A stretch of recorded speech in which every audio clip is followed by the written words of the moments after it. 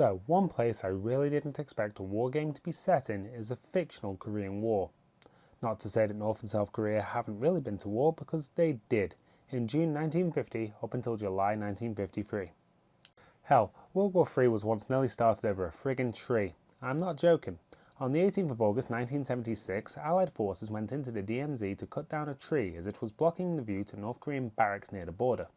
The South sent a detachment of troops armed with axes, which technically violated the no weapons in the DMZ agreement, so a North Korean squad was sent to interrupt them.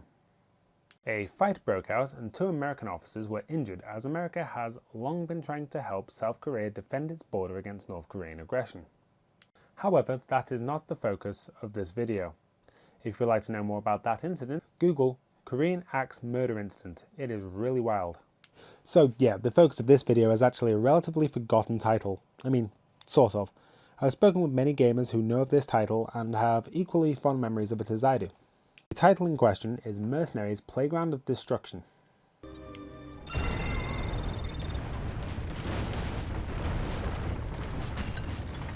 Now, that title is a bit of a word salad and many people just refer to it as Mercenaries, so I'm gonna do that. So what is Mercenaries? It's a game developed by Pandemic Studios and published by LucasArts Games. You know, these guys are the same team that brought us the greatest Star Wars game of all time, Battlefront 2. This is hotly debated, as sweaty, basement-dwelling neckbeards will attest to the fact that the KOTOR games are better. The original Battlefront 2, I have to say the original, because EA tried making their own Star Wars Battlefront games that didn't quite live up to the hype, but that's a topic for another day. The original Battlefront 2, however, released on Halloween 2005, being developed by the now shuttered Pandemic Studios. Again, thanks EA.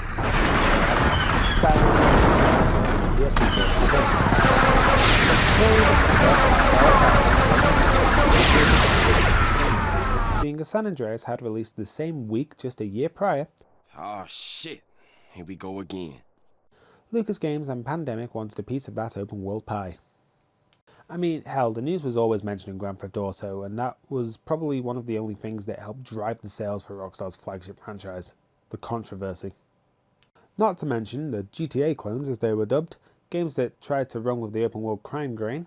Some of these even predated the 3D Grand Theft Autos, but they were still referred to as GTA clones simply because Rockstar just did it better. Like, hell, we had some pretty dope games come from this.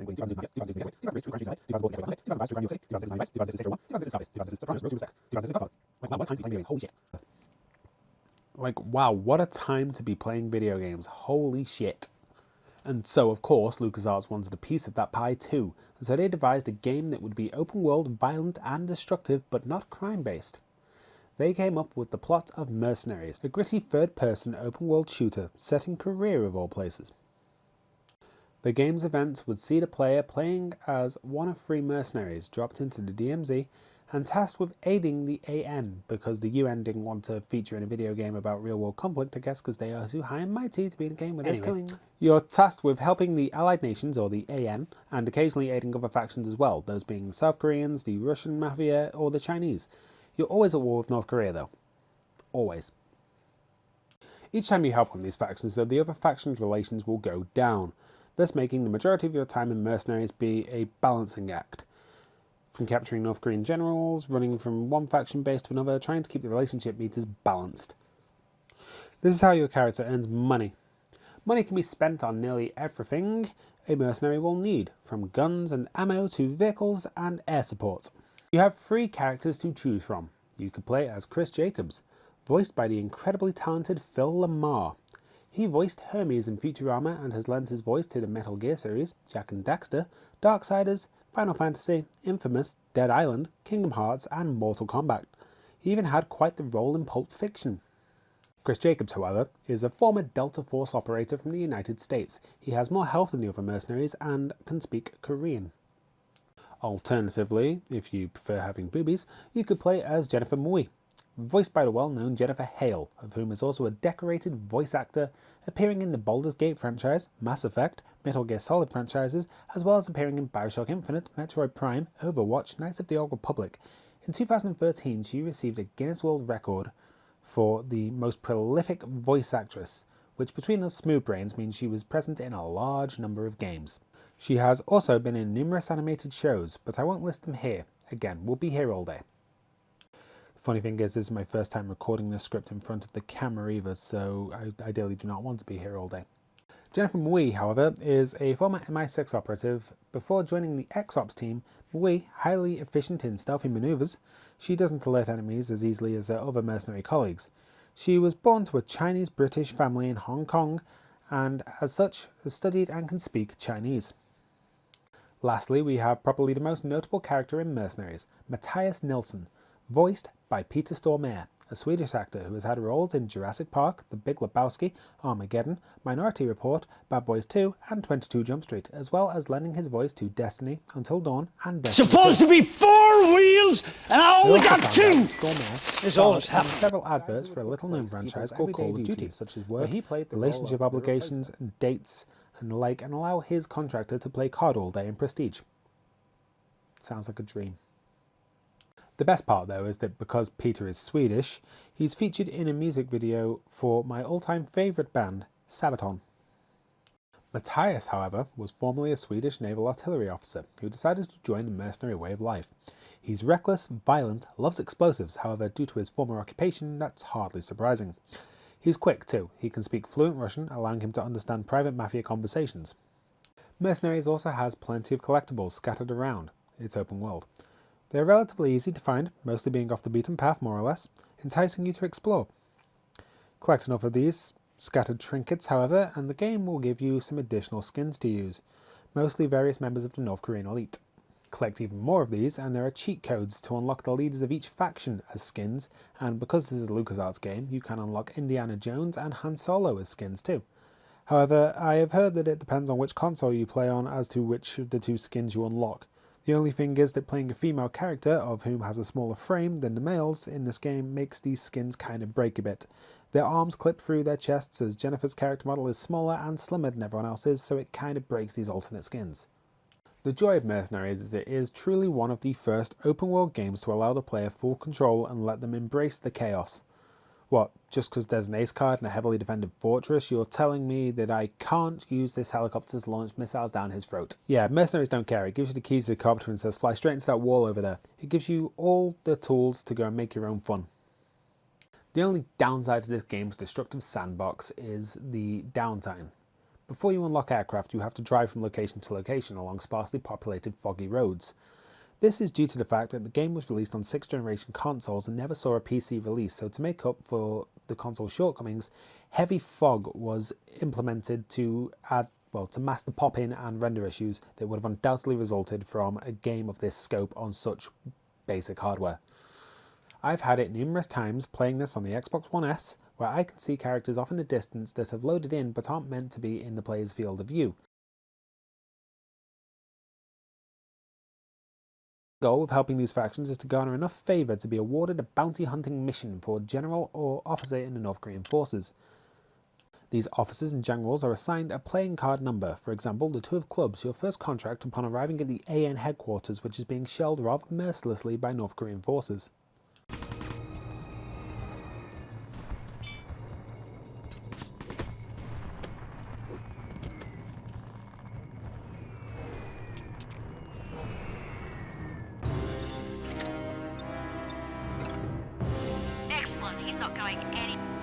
All of these cards have a price on their heads. This price equates to how high up the deck and therefore the chain of command they are. It is because of the deck of 52 that we are introduced to factions. This is a really cool power dynamic. Because while you just want the ace contracts, each of these factions has intel you need to obtain that ace contract, usually by nabbing the lower card numbers. They will give you contracts and get you to the high value targets, and then, after you get enough of these high value targets, you'll get clearance for an ace contract. The issue with the factions, though, is that China is at war with the Russian mafia. The Russian mafia is always trying to annoy South Korea doesn't like the mafia, and the AN just insert themselves into conflicts with China a lot. So in order to garner favour with a certain faction, you will at some point inevitably piss off another faction. So you'll run missions for the mafia, which will piss off the South Koreans, and then if you piss off the South Koreans enough, they will see you as hostile and shoot you on sight.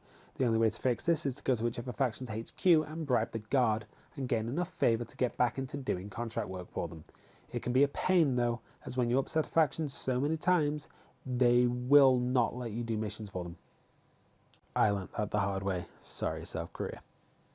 Especially when the game bugs and you can kill soldiers, seemingly get no penalty, and think, oh okay, this is one of those kinds of missions. Then you shoot another and it all goes tits up. But the Deca 52 card ranking is based on what was issued to the troops of the US-led coalition into Iraq by the Defense Intelligence Agency, or the DIA. These cards, as well as being a way for troops to enjoy their downtime while on base, was a great means of identifying high-value targets of President Saddam Hussein's government. And of course I could list them all off, but there's 52 cards, so I'm just going to mention the aces. The top and the most valuable of the Deca 52, the Ace of Spades, was President Saddam Hussein. The next most valuable target was the Ace of Clubs, Qudai Saddam Hussein, son of Saddam. Next up on the chopping block in terms of the aces was the Ace of Hearts, Uday Saddam Hussein, also a son of Saddam. And lastly was the Ace of Diamonds, Abid Hamid Mahmoud, the presidential secretary. Yeah, I'm aware I probably butchered a lot of those names. Oopsie daisy. But, you know, they're all evil, murderous, psychopathic dictators, so I'm not really arsed. If you're wondering why there's only 2 sons of Saddam there, Saddam only had 2 sons. Both perished after a 4-hour standoff with US forces in the northern Iraqi city of Mosul. But back to the game. You go from faction to faction, helping them get the scoop on where these figures are hiding. However, you need special clearance to go after the aces. You get that special clearance by talking to the AN. They will allow you to go after the aces when enough of the deck is behind bars. This doesn't mean all of them, but I'm a perfectionist, so it means all of them. Be sure to utilise the time trial events available at each of these bases too. There are usually vehicles, normally faction specific, with big dollar signs over them. They will task you with driving to an area, usually another base, in a set time. The funniest part though is that you can drive up to base and you can wait for the timer to tick down to the final few seconds. You can still beat the clock, earn your money, and then go do it again, earning double or triple however many times it is you want to do it, just by beating the time you've just set. One thing I will say about the driving though is that it's quite punchy. Sadly you use the A and X buttons to accelerate, brake, and reverse, rather than the triggers, but keep in mind that the original Xbox only had triggers, it had no bumpers, instead having the white and black buttons in the corner of the controller. One hilarious thing, however, about the driving is that you can be driving full pelt and then just hit the left trigger to bail out the car. You will take no damage from this at all. It's really fun, especially if you attach C4 to the front of your little go-kart truck and detonate it as it drives into a group of enemies.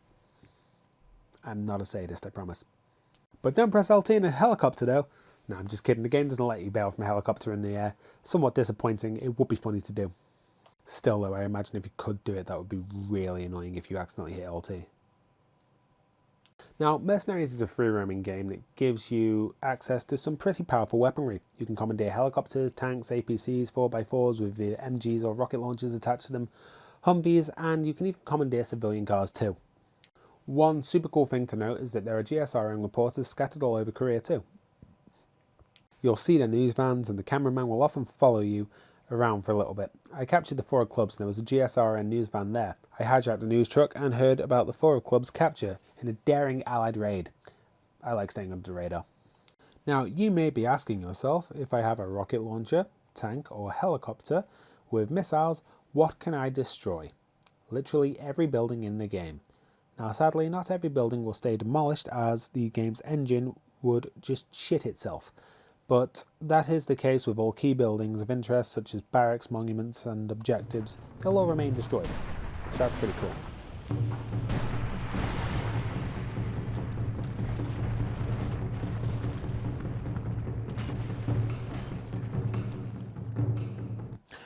I guess you could say it really is a playground of destruction.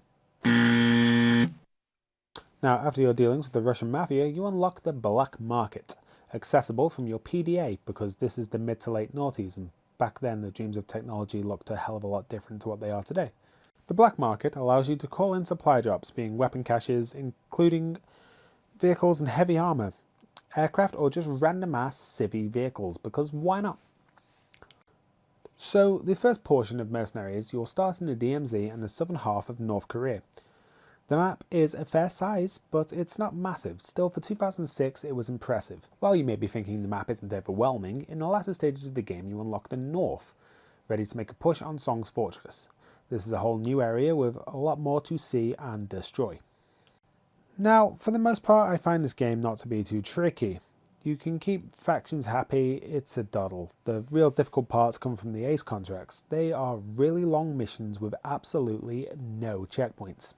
So you slog through North Korean troops and artillery for 30 minutes, only to then run out of ammo, turn a corner and there's a big fuck-off T-54 tank there just waiting to say hey. So you die and it's back to the beginning of the mission for you, bitch boy. It truly is soul-destroying. I do appreciate the fact that the ace contracts later in the game do at least try to do something different, as opposed to your usual way of more or less testing nuclear weapons, so there were pockets of radiation. You had to be in a tank to shield you from these areas of the map. Then you get to use a Type 7 cannon. This is a ginormous battery emplacement that can pack a real punch. You had to take out a bigger cannon that's capable of launching ICBMs and decimating South Korea. But I reckon it's the fact that there's no checkpoints and these ace contracts take so long is the main reason why I've never actually completed Mercenaries before. I mean, I have patience, but there's a few things in life that I have no tolerance for. Games that intentionally make themselves harder by not giving you a checkpoint in a hellishly long mission being one of them. I managed to unlock the northern portion of the map and the game goes, here you go, have a new outfit. So now my game's Jennifer has a denim jacket with a big Union Jack emblazoned on the back. I love it. One downside to this game, however, is the AI are brain dead.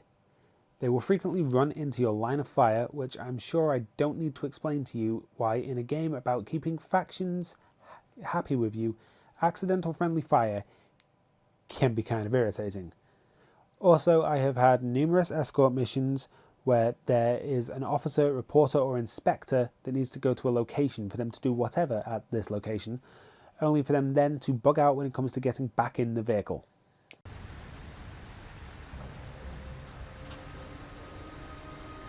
Run!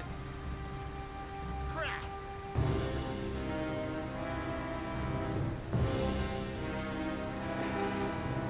Let's roll.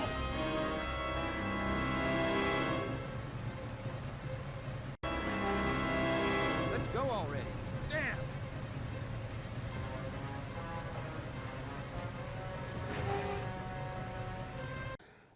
I mean, they're not big issues, they're only little things, and they are circumnavigable. That's your word of the day, by the way. But yeah, it's minorly infuriating, especially when the lack of quick saves comes into play. So if the AI has a brain fart and decides not to get in the vehicle and dies as a result, you're doing the whole mission again, bucko. Bucko? Am I Jordan Peterson? For 5 years from now, bucko. Clean your room, bucko. There are moments where you think to yourself that you may need some help dealing with the troops. So you get some AI troops in your chopper, but those AI can't discern a normal troop from a high value target, and they shoot the number card dead. Like, the AI will frequently just run away when there's gunfire going off. I get the AI has a sense of preservation built into them to avoid bullets, but do you know where is infinitely safer than being stood around in the open like a lemon? Being in the back of the tank or the APC that I'm driving. The coolest part about this game is that there are several real-life locations in the game that are landmarks in Korea. So in the game you have Song Tower, which is pretty much a scaled-down version of the Ryugyong Hotel, of which is a 105-story, 330-meter tall building. The building began construction in 1987, but plans were put on ice in 1992 when North Korea entered an economic crisis after the dissolution of the Soviet Union. Wait, communism leads to mass poverty and starvation? Say it ain't so! Hardly surprising really, seeing as, despite it being a hotel, I can't imagine many of the citizens of the Hermit Kingdom are actually using it. There is the Pyongyang Arch of Reunification, a massive arched monument consisting of 2 Korean women in traditional dress leaning forward to hold up a sphere with a map of a reunified Korea. The sphere is the emblem of the 3 charters, the 3 key principles of national reunification. The plinth of the structure is engraved with messages of support for reunification from various individuals, organisations and nations. It's not quite in the exact spot it will be in real life, but it works. It's cool enough that it's in the game, and so I can't fault its inclusion. This game also features the propaganda village of Kijongdong, a fake city close to the DMZ, as a way to attract defectors from the south to the north. I mean, I guess the internet isn't really allowed in North Korea, so that may explain why they thought this would be a good idea. Honestly, I find the premise of a fake village to be absurd. The North Koreans, however, claim that the city contains a 200-family collective farm along with a childcare centre, kindergarten, schools and a hospital. The South have used telescopes, however, to scrutinise the city, and the South claim the buildings are just concrete shells lacking window panes and interior rooms. The South also claim that the lights are set to come on at intervals, and the empty sidewalks are swept by caretakers to preserve the illusion of activity. The city also features propaganda loudspeakers, which were once used to boast of the North's virtues in great detail, urging disgruntled soldiers and farmers to take a little stroll across the DMZ. You know, take a walk through the heavily guarded and well-fortified twitchy no-man's land between two nations locked in what is more or less a Cold War. Nah, you'll be fine. There's no way you could get a twitchy, sleep-deprived border guard to mistake you for a soldier and potentially start hurling bullets your way in an event that could potentially cause mass panic and possibly start World War III. There is also the Arch of Triumph, located in Pyongyang. There are several of these styles of arches dotted across the world, most notably in France. North Korea's Arc de Triomphe de Kim Il-sung, however, is to commemorate the Korean resistance to Japan from 1925 to 1945. It's actually the second largest triumphal arc, measuring in at 60 metres or 200 feet tall. Do you think maybe he's compensating for something? Of course, the most obvious one is the DMZ, the Demilitarized Zone, a strip of land running across the Korean peninsula near what is known as the 38th parallel north, which is a measurement of latitude. The DMZ is 250 kilometres long and about 4 kilometres wide. It was established to serve as a buffer zone between the two vastly different Koreas after the Armistice Agreement of 1953, which is an agreement between North Korea, China and UN Command. There have been numerous incidents at the DMZ. I'll leave a list in the comments if you want to learn some more cool stuff about the Korean War, because otherwise we're going to be here all day. So you're there more or less to add some sense of stability to the nation. As the law goes, the aging president of North Korea, Choi Kim, begins to embrace South Korea's Sunshine Policy, of which is a real policy to reconcile and cooperate with the North to unify Korea. This basically serves as a Reunification Act. However, according to the game's lore, several high-ranking members within the Korean People's Army, or the KPA, become disgruntled with the news, fearing a sudden loss in their power. Their leader, Choi Song, son of Choi Kim, believes his father was losing sight of North Korea's true destiny. What a chud. Song is said to have led an army of insurgents into a ceremony to celebrate an agreement and the plan to reunify Korea.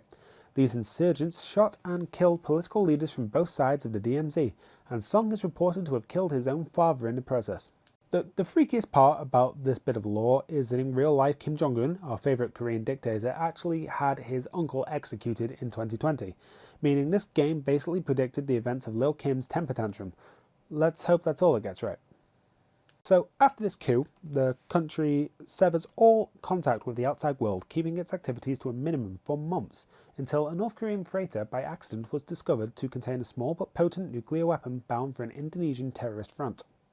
Intelligence agencies found this intercontinental ballistic missile, or ICBM, to be far more advanced than previously anticipated. These revelations of Song's missile capabilities and his dealing with terrorist groups prompted the formation of an allied nation task force, similar to NATO in our real life. It turns out then the ANTF, which really doesn't roll off the tongue like NATO, toppled Song's government and captured several launch sites for these ICBMs, only to then discover that Song had authorized the construction of several more ICBMs that would be ready in less than a month, and only Song had the launch codes. So with the threat of nuclear annihilation, the ANTF were left with no choice but to invade, occupy Korea, and search for Song. Your chosen mercenary will get given various contracts, proceeding through the deck of 52, starting with the Jacks, which are all corrupt businessmen that have their hands in several honeypots at once, all of which are more or less illegal. So you have to then advance to the Diamonds. The Diamonds are key military personnel, commanders, generals, and chief of staff.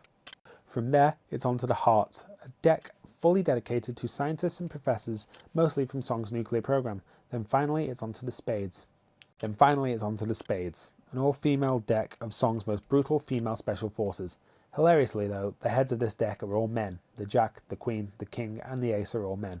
Of course, the Ace is Song himself. Because of course the most important people in an all-female society would be the men. Because women can't do anything right. That's a joke before I get cancelled. You'll finally be given the Ace of Spades contract. So battling North Korean forces at the missile launch sites, your mercenary gets their hands on the launch codes. With these launch codes, they disable the missiles and basically saves the day. Then you turn your attention to the prisoners at the launch site. One prisoner sticks out, a little someone you already know about. President Kim, who is in fact alive and was not actually assassinated by his bitch of a son. So you verify Song, and depending on whether or not you are able to upload the abort codes in time, the game ends with a GSRN reporter stating that the missiles exploded in flight, or that Seoul, among other major cities, has been destroyed. If Song is killed rather than captured, the $100 million bounty is halved, leaving the Merc with $50 million. Regardless, the capture or killing of Song does not end the violence and unrest raging through North Korea, and the nation faces a troubled and uncertain future. Above the war-torn landscape of North Korea, where a crisis of global proportions has been averted. Ladies and gentlemen, I have confirmation now that the nuclear warheads have detonated harmlessly in the upper atmosphere. I repeat, the nuclear warheads are no longer a threat. The nuclear fallout will be blown out to sea. But sadly, for the people of North Korea, the fallout from this crisis will continue for years to come.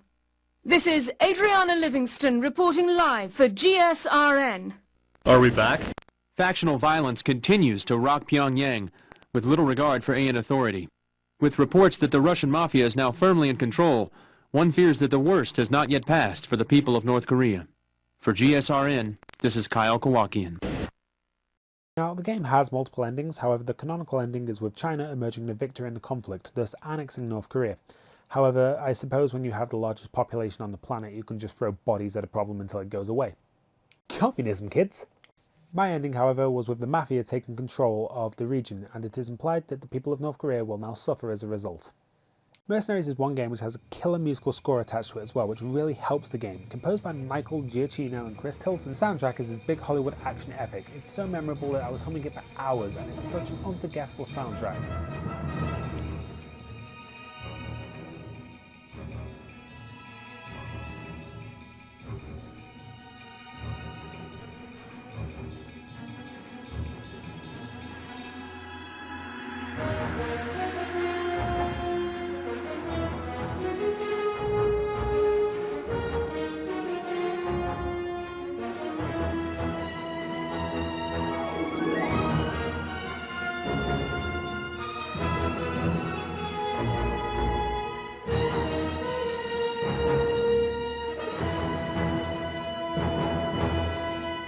It contains tracks that both inspire courage and instill a somber emotional depth to most of the music. Now hopefully my words on Mercenaries have convinced you to maybe pick up this game and give it a try.